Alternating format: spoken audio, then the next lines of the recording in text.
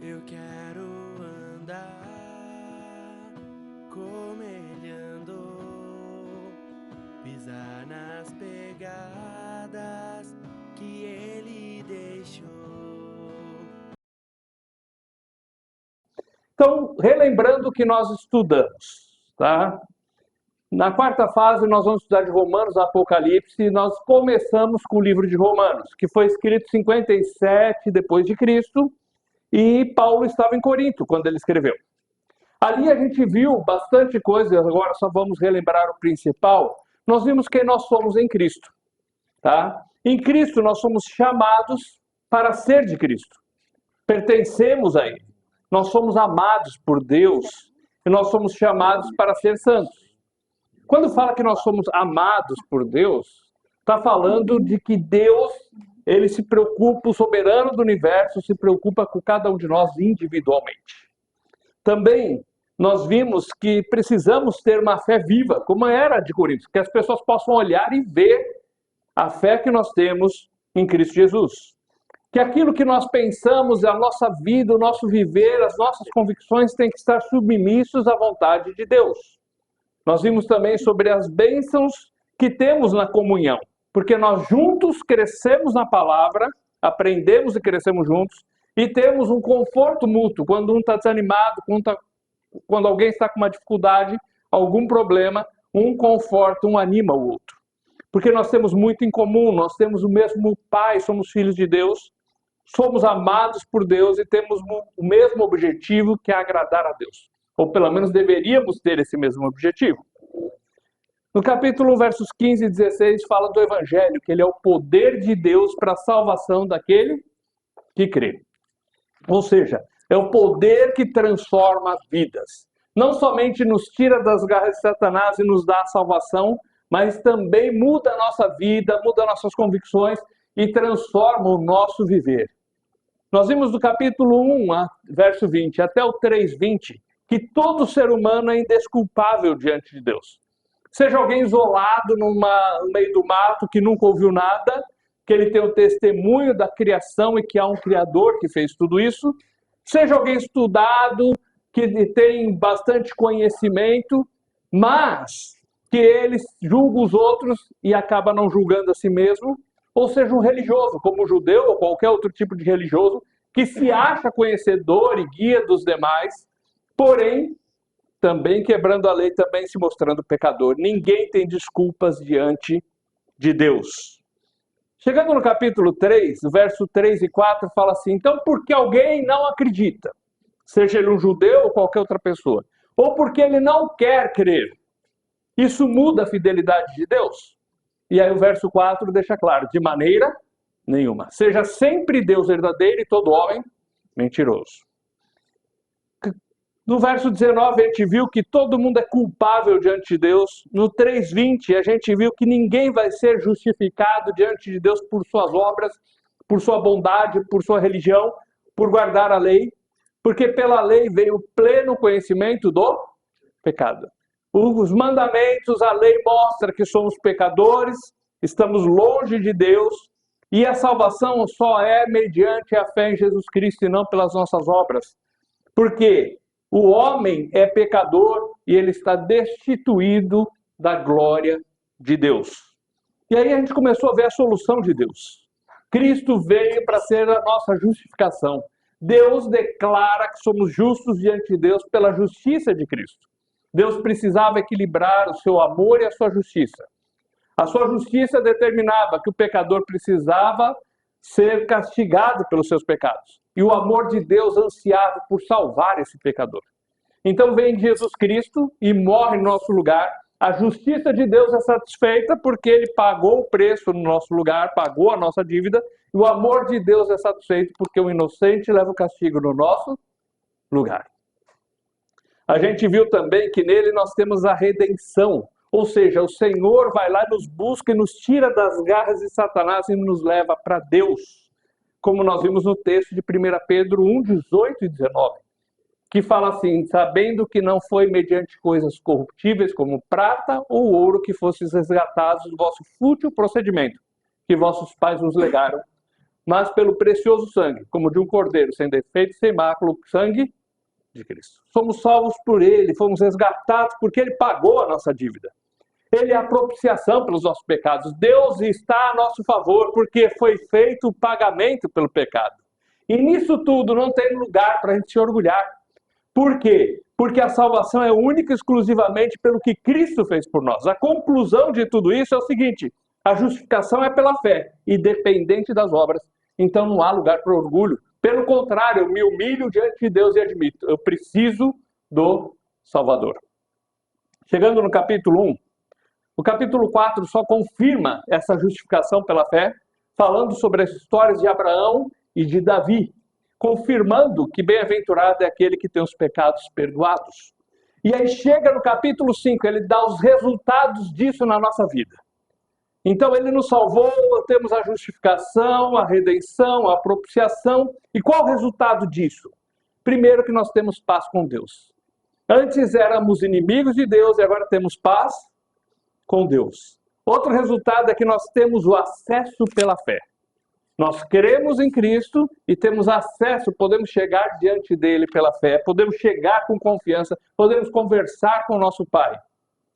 Também nós somos reconciliados, antes inimigos de Deus e agora amigos de Deus. E até o verso 8 cita o seguinte: mas Deus prova o seu próprio amor para conosco pelo fato de ter sido Cristo morrido por nós, sendo nós ainda pecadores. Chegamos no capítulo 6, e é onde a gente parou. O verso 1 e 2 fala assim: mas será que eu posso fazer o que eu quero? Ah, será que agora, já que Cristo pagou meus pecados, posso viver do jeito que eu quero? E aí a resposta é: como nós vamos viver no pecado se nós já morremos para ele? Não tem cabimento eu que experimentei a graça de Deus, eu que experimentei o sacrifício de Cristo, eu que vi o perdão, recebi o perdão que Ele deu, agora querer viver do jeito que eu vivia antes. No verso 4 fala que nós devemos andar em novidade de vida. É uma nova vida. Não aquela antiga, onde eu fazia as coisas erradas, onde eu fazia coisas que desagradavam a Deus, onde a minha confiança estava nas minhas obras, mas é uma vida diferente, que eu procuro viver em gratidão àquilo que o Senhor fez por mim. No verso 6, ele cita um verbo que faz a gente já começar a refletir. Nós temos que saber o que Ele espera de nós. Porque nós só vamos conseguir ter a vida transformada se nós entendermos, ter um elemento intelectual. Eu vou saber aquilo que Ele espera de mim. Aí ele vai falar aquilo que Ele espera de mim. Uma das coisas que ele cita é o quê? Que a gente não sirva mais o pecado como escravo do pecado. Isso quer dizer que a gente fica perfeito do dia para a noite? Não. Mas nós não estamos mais presos ao pecado de tal forma que a gente não possa resistir a ele. Nós podemos agora pensar naquilo que estamos fazendo e procurar agradar a Deus, em vez de simplesmente estar indo no rumo do que vivíamos antes e como queríamos. Eu não preciso mais ser escravo do pecado. Eu procuro viver uma vida nova em novidade de vida. E nós paramos nos versos 9 e 10 e chega no segundo verbo, que é considerai-vos. Então vamos lá, capítulo 6, versos 9 e 10.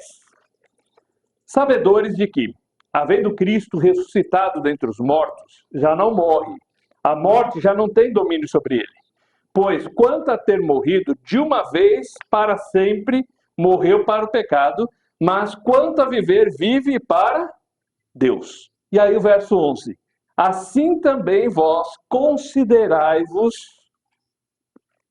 mortos para o pecado, mas vivos para Deus. Primeira atitude é o seguinte: eu tenho que saber o que Deus fez. Eu tenho que saber o que Deus espera de mim. A segunda, isso agora faz com que eu esteja refletindo sobre a minha vida e trazendo esse conhecimento intelectual que eu tenho, saber a vontade de Deus, e agora aplicar isso para a minha vida. À luz disso que eu sei, como que eu vou agir agora? Então Deus primeiro nos chama a ter o conhecimento. É aquilo que estamos fazendo aqui, tendo conhecimento. Mas o conhecimento, ele não tem valor se ele não estiver, se ele não trouxer alguma mudança na nossa vida. Então, ele agora está falando, olha, considere-se como morto para o pecado e vivo para Deus. Eu não estou mais aqui para fazer as coisas que eu fazia antes que desagradavam a Deus, mas eu estou aqui para viver para Deus, para agradar a Deus. Muda o foco da minha vida. Antes eu vivia para agradar a mim mesmo, para satisfazer as minhas vontades, os meus desejos. Agora eu começo a refletir, será que Deus quer isso de mim? Será que isso realmente é o que é o melhor? O que Deus quer de mim nesse momento? Uma frase simples que a gente poderia usar é o seguinte: se Jesus estivesse no meu lugar, ele faria isso que eu vou fazer agora? Ele falaria dessa forma? Ele agiria dessa maneira? Então, considere isso tudo que nós estamos estudando. O que isso tem a ver com a minha vida? Versículo 12. E agora eu vou intercalar algumas leituras para poupar um pouco a voz. Só que eu vou pedir que a Juliana ou alguém que está em volta leia para o pessoal que está em casa poder ouvir, tá bom? Então, por favor, verso 12. Não reine, portanto, o pecado em vosso corpo mortal, para lhe obedecerdes em seus desejos. Então, não reine o pecado. Ou seja, ele não pode dominar a minha vida, não é ele mais que vai mandar na minha vida. Pelo contrário, eu não vou mais obedecê-lo.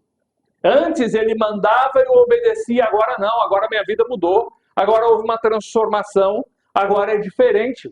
Então não deve reinar mais o pecado sobre a minha vida, ele não deve mais mandar em mim, eu não tenho mais a obrigação de obedecer a ele, pelo contrário, eu começo a considerar isso e a minha vida começa a ser transformada.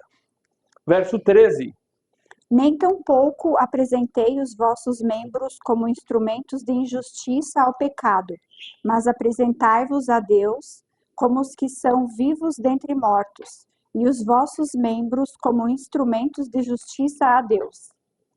Então veja só, você sabe, aí você considera, pega aquele conhecimento e começa a digerir aquilo e toma as decisões para a sua vida, e agora você oferece a sua vida a Deus.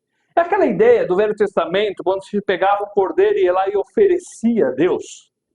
Algumas vezes a oferta era pelo pecado, mas outras era por gratidão pelo que Deus estava fazendo na vida da pessoa. Agora eu pego a minha vida e eu ofereço a minha vida para Deus. Não ofereço mais para o pecado, não ofereço mais para satisfazer as minhas vontades, eu ofereço para Deus em gratidão aquilo que Ele fez por mim. Versículo 14. Porque o pecado não terá domínio sobre vós, pois não estás debaixo da lei, mas debaixo da graça. O pecado não vai ter mais domínio sobre vós, porque você não está debaixo da lei, mas debaixo da graça. Qual a diferença? Quando tem a lei vai dizendo para nós o que deve e o que não deve fazer. Por exemplo, a lei de trânsito é para quê? Para você não cometer excessos e pôr a vida sua ou de outros em risco. Mas por que precisa ter a lei? Porque não há consciência da parte das pessoas. E elas acabam obedecendo por medo da multa, mas não por uma consciência pessoal. A lei tem o poder de trazer a pessoa a querer uma obediência, mas por imposição. A graça faz diferente. Eu não preciso de uma lei para determinar o que eu vou fazer, porque aquilo que Deus faz na minha vida já me conduz a fazer o que é correto. Não é uma imposição externa, mas é uma mudança interna, que me leva a agir de uma forma adequada. A graça é que vai nos ajudar a vencer o pecado. Porque a lei foi incapaz disso. Tanto que existia a lei, a gente olha os mandamentos e a gente não consegue guardá-los, porque somos pecadores. E nós vamos daqui a pouco chegar no capítulo 7 e ver o dilema que Paulo tinha e que é um dilema que nós temos também. Também a gente pode olhar pensando que a graça que nos ajuda a vencer o pecado. Tem o texto de Tito 2, e vamos olhar ali, depois, na quarta fase a gente vai chegar lá de novo, mas esse texto nos ajuda a ver o papel da graça na nossa vida. Tito capítulo 2, versículo 11. Porquanto a graça de Deus se manifestou salvadora a todos os homens. É a graça que nos salva, não depende das nossas obras. Deus deu de presente para nós a salvação. Cristo pagou os pecados no nosso lugar. A salvação é pela graça. É um favor que a gente não merece, certo? Só que a graça que nos salva, ela continua nos ajudando. Não para por aí o trabalho dela. Olha o verso 12. Educando-vos para que, renegadas a impiedade e as paixões mundanas, vivamos no presente século sensata, justa e piedosamente. Ou seja, a graça que me salva, me ensina, me educa a saber como eu vou viver no meio deste mundo difícil.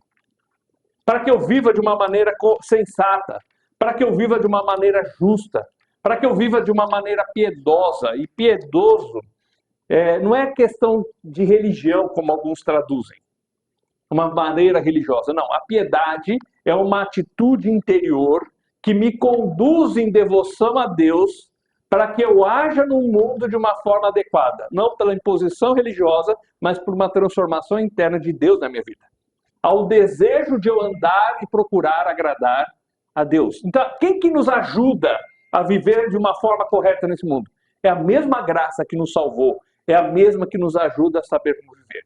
Veja que o poder do Evangelho vem e salva das garras de Satanás, nos liberta e nos leva para o céu. Mas também quer nos libertar do pecado hoje, quer transformar a nossa vida, para que a gente possa oferecer a nossa vida para Deus. E ela continua trabalhando, olha o verso 13. Aguardando a bendita esperança e a manifestação da glória do nosso grande Deus e Salvador Jesus Cristo. Ou seja, no passado ela me libertou dos pecados, eu fui salvo. No presente me ajuda a viver neste mundo de uma forma adequada e me ajuda para o futuro, porque eu aguardo o dia que eu vou morar com Jesus lá no céu. É a bendita esperança. A vida não acaba aqui. Depois da morte tem uma vida eterna com o Senhor. E essa graça que me ajuda a viver na expectativa do dia que eu vou encontrar com Ele. Verso 14. O qual a si mesmo se deu por nós, a fim de remir-nos de toda iniquidade e purificar para si mesmo um povo exclusivamente seu, zeloso de boas obras. Ou seja, a graça me salva, me ajuda a viver no dia a dia, me ajuda a viver na perspectiva da eternidade, e tudo isso vai resultar o quê? Um povo que anda seguindo a Deus, procura fazer a vontade de Deus e pratica boas obras e age de uma forma correta e faz o que é certo e ajuda o próximo e estende a mão. Isso tudo é fruto do trabalho da graça nas nossas vidas. Voltando para Romanos, capítulo 6. Romanos 6, versículo 15. Alguém pode ler, por favor. Pois que pecaremos porque não estamos debaixo da lei, mas debaixo da graça? De forma alguma. Então, algumas pessoas dizem assim, não, tem que ter a lei, senão as pessoas vão fazer o que é errado. Mas aquele que está debaixo da graça, ele entende o que é a graça de Deus, ele procura viver de uma forma adequada. Ele não se entrega ao pecado. Aquela pessoa que diz que a salvação é pela graça, aquela pessoa que diz que é salvo, mas vive uma vida perdida, totalmente errada, ele nunca entendeu a graça de Deus. Porque a graça de Deus transforma a vida de uma pessoa. Transformou a vida do endemoniado gadareno. Transformou a vida de Paulo, que perseguia a igreja, matava, estava junto com os que matavam, punha na cadeia e tem a vida transformada. Ou seja, nós olhamos para a Bíblia exemplos de pessoas que, ao entender a graça de Deus, a ter encontro com Deus, a se render ao sacrifício de Cristo, tiveram as suas vidas transformadas. Então, de maneira nenhuma, eu não vou viver no pecado porque não tem lei. Pelo contrário, agora eu estou debaixo da graça e a graça me ensina a renunciar ao pecado. A graça me ensina a viver de uma forma adequada. Versículo 16 a 18. Não sabeis que daquele a quem vos ofereceis como servos para obediência, desse mesmo a quem obedeceis sois servos, seja do pecado para a morte ou da obediência para a justiça? Mas graças a Deus, porque outrora escravos do pecado, contudo viestes a obedecer de coração a forma de doutrina a que fostes entregues. E uma vez libertos do pecado, fostes feitos servos da justiça. Libertos do pecado, livres para servir a Deus. Aí você fala, não, mas de qualquer jeito então sou escravo, ou do pecado ou de Deus. Mas o coração humano, ele não fica sem dono. Ele não fica vazio. Se não mandar um, vai mandar o outro. Se não deixar, se eu não me entregar, não me oferecer a Deus para obedecer a Ele, eu vou acabar obedecendo ao pecado, obedecendo às imposições do mundo, obedecendo à minha vontade de fazer o que é errado. O coração humano não fica sem dono. Ou você serve a Deus, ou você vai servir o pecado. Versículos 19. Eu falo segundo a maneira dos homens por causa da fraqueza da vossa carne, pois assim como apresentastes os vossos membros para servirem à imundícia e a iniquidade para iniquidade, assim apresentai agora os vossos membros para servirem à justiça para santificação. Então, ele cita o seguinte, você ofereceu suas mãos, seus pés, sua mente, seus olhos para servir ao pecado no passado. Agora você vai oferecer os membros do seu corpo para servir a Deus.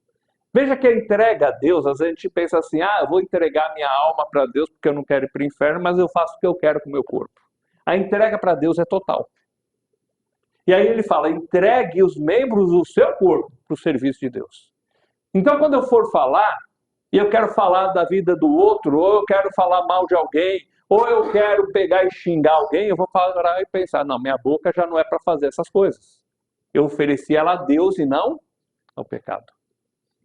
Quando eu quiser usar os meus pés para ir para algum lugar que não presta, ou as minhas mãos para socar alguém, eu vou parar e pensar, não, eu não sou mais escravo do pecado, eu não vou oferecer os membros do meu corpo para isso, eu vou entregar e oferecer a Deus. Isso ele chama aqui de santificação. Um detalhezinho que travou, parece. Agora foi. Santificação. O que é santificação? É o processo através do qual eu procuro entregar a minha vida a Deus para Deus fazer o que Ele quer. A palavra santo quer dizer separado para um propósito. Quando a gente crê em Cristo, Ele fala, agora eu paguei os pecados, você está limpo, você pode chegar na presença de Deus. Isso se chama de santificação posicional. Deus nos declara santos por causa da santidade de Cristo. Eu posso chegar na presença de Deus não porque eu sou santo, mas porque Cristo é santo e Ele pagou os meus pecados, me limpou, me purificou e eu posso entrar na presença de um Deus santo. Mas no dia a dia, o fato do momento em que eu chego, em vez de entregar a minha vida ao pecado, eu ofereço ela a Deus, é o processo do dia a dia de santificação, onde eu procuro separar a minha vida para Deus e não mais para o pecado. Verso 21, ele fala assim, naquele tempo, que resultados colhestes? Somente as coisas de que agora vos envergonhais, porque o fim delas é morte. Antes de conhecer a palavra de Deus, antes de se entregar a Cristo, a gente fez muitas coisas. E muitas delas a gente tem vergonha hoje. Você não vai colocar numa biografia sua. Você não vai contar para os seus filhos aquilo que você fez. Porque você sente vergonha daquelas atitudes tomadas. Seja por fazer coisas erradas, por falar coisas erradas, por fazer negócios de maneira errada. São coisas que a gente não divulga porque a gente tem vergonha, porque foram erradas. Agora eu ofereço a minha vida a Deus. E aí ele faz o contraste. Qual o resultado final? Qual o resultado de eu me entregar ao pecado? Eu tenho vergonha daquilo. O resultado é vergonhoso. Qual o resultado de eu me entregar a Deus? O resultado é glorioso. É vida transformada. Deus está nos chamando para vidas que são transformadas pelo seu poder. Verso 22. Agora, porém, libertados do pecado, transformados em servos de Deus, tendes o vosso fruto para a santificação e, por fim, a vida eterna. Antes, o que eu tinha? Uma vida que eu não tenho coragem de falar o que eu fazia. Uma vida entregue ao pecado. Coisas que eu tenho vergonha de falar. Hoje, se eu entrego a minha vida a Deus, eu sou transformado em servo de Deus. E as coisas que Deus faz na minha vida são coisas que qualquer um pode ver. O fruto vale a pena. O resultado vale a pena. O poder de Deus, o Evangelho é o poder de Deus e ele transforma a vida de pessoas. Transforma uma Raabe, que era uma prostituta, e se torna a tataravó do rei Davi depois. Porque ela ouviu o que Deus fez, ela ouviu que 40 anos atrás Deus tinha aberto o mar, e ela crê nesse Deus e diz, esse Deus é Deus lá em cima no céu e aqui embaixo na terra. E a vida dela é transformada. Transforma a vida de uma Ruth, que era de um outro povo, adorava outros deuses, mas ela decide confiar em Deus. E ela vai para a nação de Israel com a sua sogra, cuida da sua sogra, Deus muda a história dela, e ela se torna a bisavó do rei Davi. E não é só porque era do rei Davi, mas é porque a vida foi transformada. Deus faz milagres na vida de pessoas. O evangelho verdadeiro, ele produz vida, ele produz transformação. E é isso que Deus espera de nós. Verso 23, alguém pode ler? Porque o salário do pecado é a morte, mas o dom gratuito de Deus é a vida eterna. Por Cristo Jesus nosso Senhor. O salário do pecado é a morte. Mas o dom gratuito de Deus é a vida eterna. Mas não só a vida eterna, uma vida transformada hoje. E a gente vai começar a ver. Só que aí, chega no capítulo 7, e é bom que tenha o capítulo 7, porque ele traz um ânimo para a nossa vida. Porque aqui a gente está vendo, eu tenho que saber, eu tenho que considerar essas coisas para a minha vida, eu tenho uma nova vida, Cristo perdoa os meus pecados, agora minha vida tem que ser entregue a Deus, aí eu considero, não, isso é uma decisão minha, eu tenho que tomar essa decisão para a minha vida, aí eu vou para a ação. Eu vou lá e considerei, agora eu vou para a ação, eu vou oferecer para Deus. Eu vou agir dessa forma, certo? Aí, talvez já passou na cabeça de alguns de vocês falar assim, mas eu já fiz isso, eu tenho melhorado, mas às vezes eu cometo um deslize, eu não consegui ser 100% certo. E às vezes a gente pode desanimar ao ver que algumas vezes nós ainda temos as nossas lutas contra o pecado. O grande problema não é você ter uma luta contra o pecado, é você parar de lutar contra o pecado. Enquanto estivermos nesse mundo, vai ter tentação. Vai ter alguém que vai te provocar e você vai querer ficar irado. Vai ter alguém que vai se insinuar para você e você vai ter pensamentos inadequados. Nesse mundo tem lutas e a gente tem que lutar contra o pecado. E Paulo vai falar dessa luta. Ele fala, eu sei que minha vida é de Deus, mas eu quero falar para vocês, eu quero abrir meu coração que eu também luto contra o pecado, não é só vocês. E olha só, vamos para o capítulo 7 agora, 1 até 4. Porventura, ignorais, irmãos, pois falo aos que conhecem a lei, que a lei tem domínio sobre o homem toda a sua vida. Ora, a mulher casada está ligada pela lei ao marido, enquanto ele vive. Mas se o marido morrer, desobrigada ficará da lei conjugal. De sorte que será considerada adúltera se, vivendo ainda o marido, unir-se com outro homem, porém, se morrer o marido, estará livre da lei, e não será adúltera se contrair novas núpcias. Assim, meus irmãos, também vós morrestes relativamente à lei, por meio do corpo de Cristo, para pertencerdes a outro, a saber, aquele que ressuscitou dentre os mortos, a fim de que frutifiquemos para Deus. Ele usa uma figura de um casamento. Enquanto são casados, um pertence ao outro, qualquer pulada de cerca é adultério. Mas quando vem a morrer o cônjuge, a mulher está livre para casar de novo, ou o marido está livre para casar de novo, certo? E ele está falando, a gente era escravo do pecado. A gente só vivia para ele. Mas agora a gente tem que considerar que a gente está morto para o pecado para viver para Deus. E aí ele cita, para quê? Para que frutifiquemos para Deus. Deus quer produzir em nós um fruto bom. O fruto do que Deus faz nas nossas vidas é algo maravilhoso. E Deus quer ver isso acontecendo em nós. Quando a gente chegar em Gálatas, daqui um mês, mais ou menos, um mês e pouco, a gente vai ver Deus escrevendo um pouco desse fruto que Ele quer ver nas nossas vidas. Mas só olhando o capítulo 6, a gente poderia resumir esse fruto no quê? Uma vida transformada, entregue a Deus. Onde o fruto que sai daqui é algo bom, porque é algo que provém de Deus.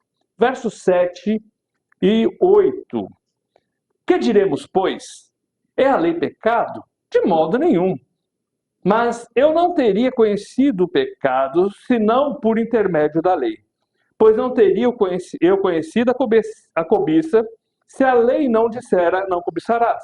Mas o pecado, tomando ocasião pelo mandamento, despertou em mim toda sorte de concupiscência, ou cobiça. Porque sem lei está morto o pecado. O que ele fala é o seguinte, a lei, ela é boa. Tudo que está na lei é bom. Quando a lei fala honrar pai e mãe, quando a lei fala não matarás, não cometerás adultério, tudo é coisa boa. O problema não está na lei. O problema está em mim. Porque eu sou cobiçoso. Porque eu penso errado. Porque eu quero quebrar a lei. Porque eu quero satisfazer desejos que eu não deveria querer satisfazer. Então o problema não está na lei, está na minha pessoa.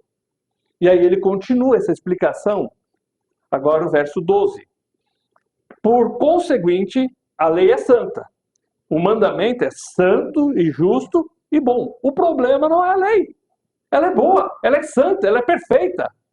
O problema sou eu, verso 13.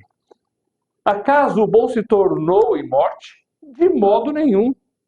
Pelo contrário, o pecado, para revelar-se como pecado, por meio de uma coisa boa, causou-me a morte, a fim de que, pelo mandamento, se mostrasse sobremaneira maligna. Na verdade, o mandamento ele serviu como um espelho. A lei é boa. E aí põe um espelho na minha frente, eu olho e eu vejo que eu sou um pecador, que eu sou um miserável, que eu cobiço, que eu quero fazer o que é errado. E isso mostra quem eu sou de verdade. Mas a lei é boa. Versículo 14. Porque bem sabemos que a lei é espiritual. Eu, todavia, sou carnal, vendido à escravidão do pecado. Ele fala, o problema é que eu, como ser humano, eu fui acostumado a viver no pecado. Eu era escravo do pecado. E isso é uma luta diária agora. A lei é boa, mas eu ainda estou num corpo que tem desejos que vão contra a vontade de Deus. Eu ainda tenho uma mente que também está corrompida por causa do pecado. Então ele está falando, o problema não é a lei, o problema sou eu. Versículo 15. Alguém pode ler, por favor? Porque o que eu faço, não o permito, pois o que eu quero, isso não faço, mas o que odeio, isso eu faço. Ele fala, eu começo a lutar. Porque eu não quero fazer, mas dali um pouco eu me vi fazendo. Eu não quero gritar com a minha esposa, mas de repente ela me provocou e eu vou gritar. Eu não quero ficar com raiva do meu vizinho, mas de repente aconteceu uma coisa, eu fico. E depois eu me culpo por aquilo. Porque eu sei que é errado, mas eu luto. E eu tenho uma luta diária para vencer isso. Versículo 16. E se eu faço o que eu não quero, eu consinto que a lei é boa. E ele fala, então com isso eu estou concordando com a lei. Se eu vejo que aquilo é errado, e eu luto contra aquilo, mas às vezes me pego fazendo, mas eu, quando faço, eu me culpo e eu acho que eu estou errado, e eu vejo que estou errado, eu estou concordando que a lei é boa. Versículo 17. Nesse caso, quem faz isso já não sou eu, mas o pecado que habita em mim. Aí alguns vão dizer assim, tá vendo? A culpa não é minha. É o pecado que está aqui dentro. Não, nós temos a nossa responsabilidade porque nós cedemos ao pecado. É aquela briga interna. Fazer o que Deus quer ou o que o pecado quer? Fazer o que Deus quer ou o que a minha carne deseja? É aquela briga que está aqui dentro. Mas a escolha é minha. E a responsabilidade é minha. Versículo 18. Porque eu sei que em mim, isso é, na minha carne, não habita bem nenhum, pois o querer o bem está em mim, não porém o efetuá-lo. Quantas vezes a gente já prometeu, olha, eu não vou mais falar desse jeito. Eu não vou mais tratar a minha esposa assim, ou a esposa não vou tratar mais uma marido assim, e depois no outro dia se pega errando de novo. Eu quero fazer o que é bom, mas muitas vezes eu me pego lutando contra o pecado que vem com vontade dentro de mim. Versículos 19 a 21. Porque não faço o bem que prefiro, mas o mal que eu não quero, esse eu faço. Mas se eu faço o que eu não quero, já não sou eu quem faz, e sim o pecado que habita em mim. Então, ao querer fazer o bem, encontro a lei de que o mal reside em mim. Ele falou, estou lutando contra isso.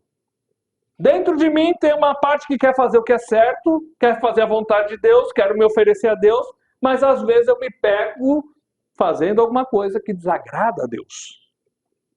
Versículo 22. Porque no tocante ao homem interior, tenho prazer na lei de Deus. Paulo está falando, eu tenho prazer nas coisas de Deus. Eu tenho prazer naquilo que Deus diz. Eu tenho prazer em fazer a vontade de Deus. Mas eu sou um miserável do pecador que às vezes, e aqui ele não está falando de estar sendo escravo do pecado. Está falando de deslizes. Veja que tem uma diferença. Eu sou escravo do pecado, eu faço aquilo constantemente. Eu estou de acordo com aquilo, aquilo não me incomoda. Aqui Paulo está falando o seguinte, eu já não sou mais escravo do pecado. A minha vida eu ofereci a Deus, mas muitas vezes eu me pego lutando para não desagradar a Deus. Isso é importante. Quando a gente está lutando contra o pecado, você tem possibilidade de vitória. Quando você se rende ao pecado, você não vence mais. Versículo 23. Mas vejo nos meus membros outra lei que, guerreando contra a lei da minha mente, me faz prisioneiro da lei do pecado que está nos meus membros. Já vou ler o 24. Desventurado homem que sou, quem me livrará o corpo dessa morte? Aí ele fala, miserável homem que sou, desventurado, miserável. Quer dizer, eu quero, mas muitas vezes eu dou um deslize aqui, outro ali, e eu não estou conseguindo sempre. Isso acontece com a gente? Poderia pôr o nosso nome ali, em vez do de Paulo? Está escrito para nos ajudar a entender a batalha que a gente tem contra o pecado. Vidas transformadas, eu não mais me entrego à escravidão do pecado, mas eu tenho que lutar contra ele todo dia. E aí algumas pessoas vão falar assim, mas se você então errar, naquela hora você perdeu a salvação que Deus dá. E aí Paulo entra e ele explica isso. Olha o verso 25. Graças a Deus por Jesus Cristo nosso Senhor. De maneira que eu, de mim mesmo, com a mente, sou escravo da lei de Deus, mas segundo a carne, da lei do pecado. E aí o 8 ele vai entrar mais direto nisso. Mas ele fala assim, mas graças a Deus por Cristo Jesus. Ou seja, eu sou miserável. Eu muitas vezes tenho que lutar contra o pecado. Mas graças a Deus por Cristo que pagou os meus pecados. Mas graças a Deus por Cristo que me ajuda a viver nesse mundo. Mas graças a Deus por Cristo que me conduz em triunfo para que me ajuda, para que eu vença o pecado.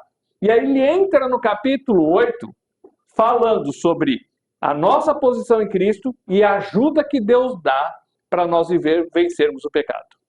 Então, capítulo 8, verso 1.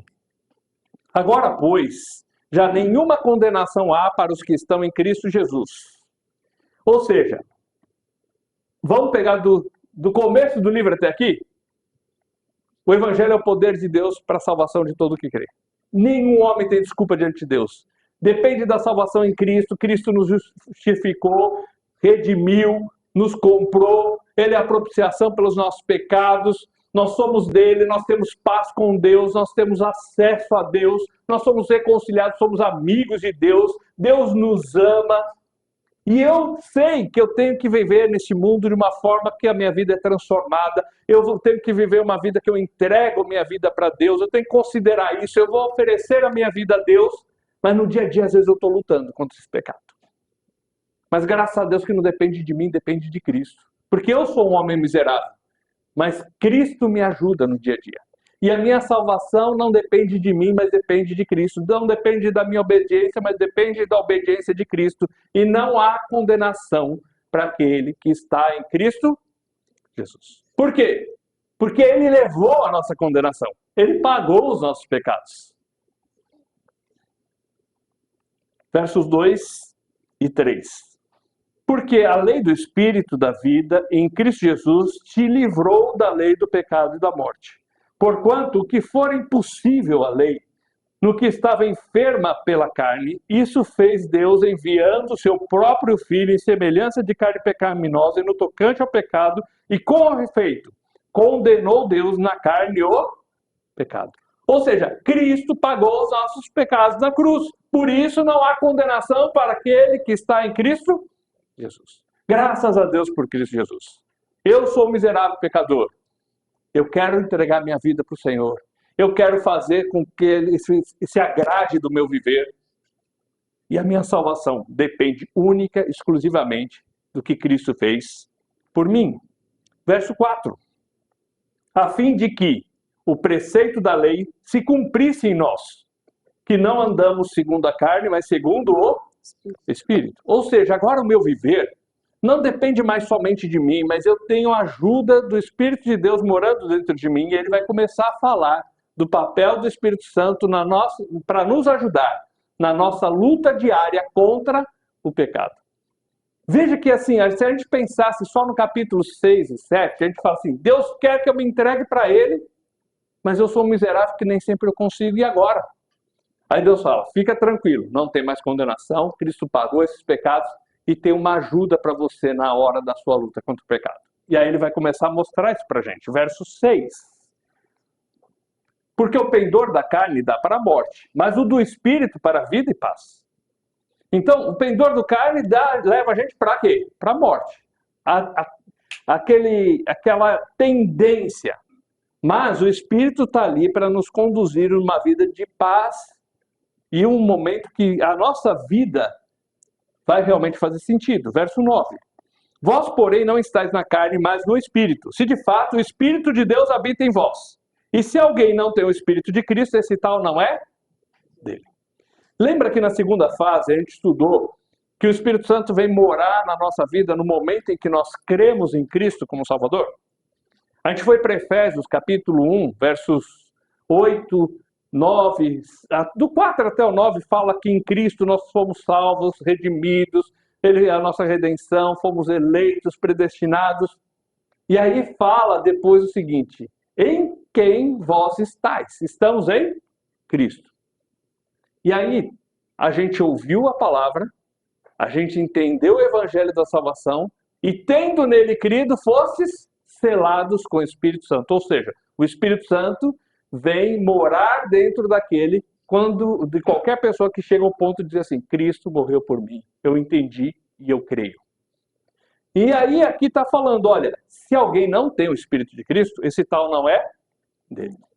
No momento em que nós cremos, o Espírito Santo vem morar em nós. Versículo 14. Pois todos os que são guiados pelo Espírito de Deus são filhos de Deus. Então, o Espírito habita em nós. E agora ele nos ajuda a dirigir a nossa vida. Porque sozinhos nós somos miseráveis e temos dificuldade para vencer. Então Deus nos dá o seu Espírito que habita em nós. E lá em João capítulos 14 e 16, Jesus disse que ele é o quê? Ele viria e habitaria em nós. E aí ele fala que ele nos ajudaria a lembrar o que Jesus ensinou. E nos ajudaria a saber como se conduzir, como andar nesse mundo. E aqui fala, se sois filhos de Deus, então a gente é guiado pelo Espírito de Deus. Eu esqueci de mudar aqui. Guiados pelo Espírito dele. Verso 15 agora. Porque não recebestes o espírito de escravidão para viverdes outra vez atemorizados, mas recebestes o espírito de adoção, baseados no qual clamamos Abba, Pai. Abba já é pai. Então é assim, paizinho. Ou seja, não é só chamar Deus de pai, mas na proximidade, no aconchego de um lar. Onde o filho se entrega em amor ao pai, chama o pai por amor, e não só distante. Aquele que diz assim, o meu pai, eu amo o meu pai está aqui. Sabe aquela criança pequena que tem aquela admiração pelo pai? O Senhor está próximo de nós. E ele fala, pode me chamar não só de pai, mas de paizinho. Proximidade, amor, aconchego. E esse Espírito, ele fala isso para nós. E fala que ele nos deu o Espírito de adoção. Somos filhos de adoção. O que é filho de adoção? O filho de adoção é o seguinte, é aquele filho de sangue, e aí nós temos que ir para a cultura romana, e ele era entregue ao tutor, o tutor, depois de muitos anos, chega para o pai e fala, eu ensinei tudo que ele precisa saber, ele agora é um homem. Aí o pai faz a festa da adoção, onde ele pega o filho de sangue, declara para todos ali em volta, esse é o meu filho, ele é herdeiro, e vocês têm que reconhecer ele, vocês têm que respeitar ele. Quando eu fazia esse ato, estava deixando claro para todos, ele não só é filho, mas eu o declaro como meu herdeiro. Era um ato onde se declarava o filho como herdeiro do lar. Verso 16, o próprio Espírito testifica com o nosso Espírito que somos filhos de Deus. Quando quer bater aquela dúvida, ele está lá, não, você creu? Então você é filho de Deus, você tem um pai que te ama, esse pai, ele está acompanhando você, ele está junto de você, ele está próximo de você, e eu estou aqui para te ajudar a se conduzir nesse mundo. Verso 17, se somos filhos, somos também herdeiros, herdeiros de Deus e co-herdeiros com Cristo. E se com ele sofremos, também com ele seremos glorificados. Ou seja, eu sou filho, eu sou herdeiro e a minha salvação está garantida. Porque ele prometeu para mim, você ter um lar aqui no céu. Você não é filho só, você é filho de adoção e você tem um lar aqui. Versículo 18. Porque para mim, tenho por certo que os sofrimentos do tempo presente não podem ser comparados com a glória a ser revelada em nós. Ele fala o seguinte, nesse mundo, nós vamos passar por dificuldades. Nesse mundo tem sofrimento.